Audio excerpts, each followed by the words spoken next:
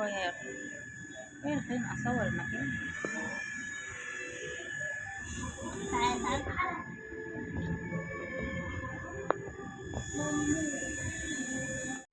صباح الخير عليكم، صباح أمل متجدد يا رب، وصباح التفاؤل. النهاردة بقى تعالوا معايا كده رحلة لمدينة رشيد. هي تاني مرة أروح المدينة الجميلة دي، واللي يروحها يا جماعة لازم هيفكر دايما أول ما تجيله فرصة يروحها مش هيبطل يروح المدينة الجميلة دي للحاجات اللي احنا هنشوفها دلوقتي. انا كده وصلت مدينة رشيد، ودلوقتي اللي ظاهر معانا بقى زي ما انتم شايفين جمال النيل والباخرة واليخت والمراكب.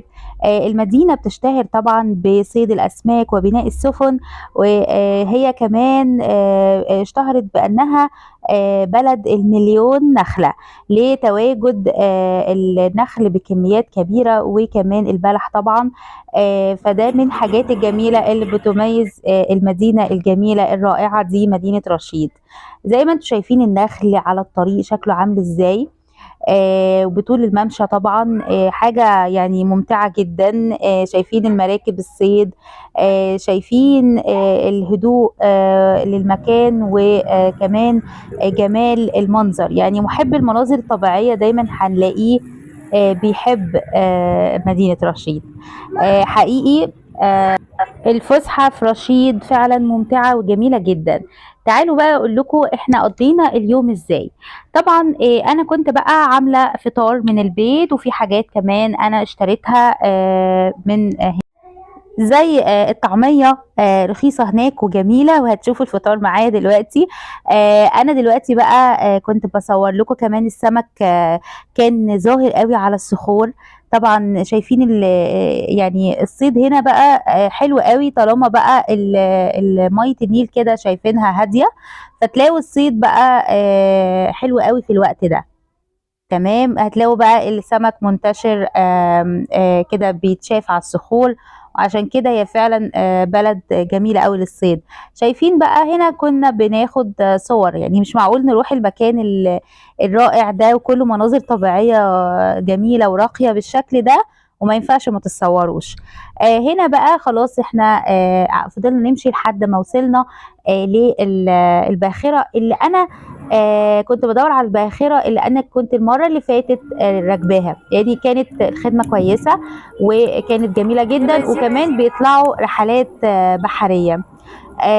طبعا المرة اللي فاتت أنا صورت لكم وأنا رايحة كان في رحلة بحرية في يعني الباخرة قامت برحلة بحرية، والباخرة هناك كلهم يعني بيقوموا برحلات طبعا نيلية وكده. بس اليوم ده عايزه اقول لكم ان حظي ان كان المكان كان يعني قالوا لي ان الباخره مش هتتحرك النهارده لظروف بقى مش عارفه ايه القصه. المهم ان اي باخره اسالوا الاول الباخره هتتحرك ولا لا. بتقوم بساعه كده في النيل كده بتفسحكم النفر ب10 جنيه تقريبا.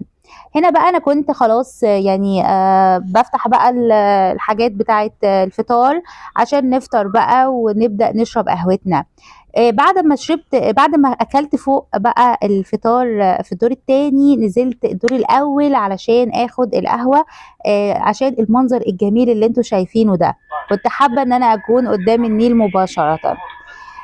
وطبعا الاولاد المرعب ان لما يبقى معاك اطفال ما ينفعش تقعد القعده دي، طبعا لازم الاطفال يكونوا بعاد عن المكان لان انت في طبعا جوه النيل.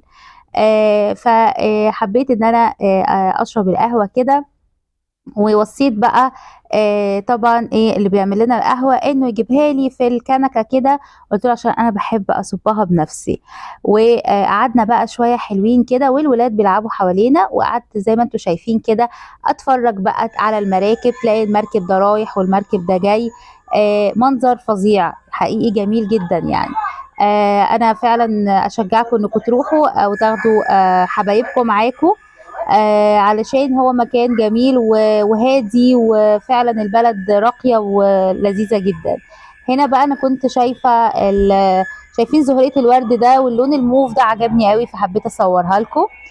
وانا قاعدة لسه كنت قاعدة بقى بشرب في القهوة. فزي ما انتم شايفين الباخرة بتقوم برحلة نيلية زي ما انتم شايفين كده. وبساعة كده يفرجك على رشيد بقى والمتاحف والجوامع الإسلامية هناك من الخارج. هنا خلاص احنا خلصنا جولتنا النهاردة. وطبعا قد ايه كنت زعلانة وانا ماشية، وحاولنا نتصور برضو شوية علشان نفتكر اليوم الجميل ده، وان شاء الله تتكرر مرة تانية. وهنا بقى الغروب وجماله. وشكرا لكم احبابي، وسلام.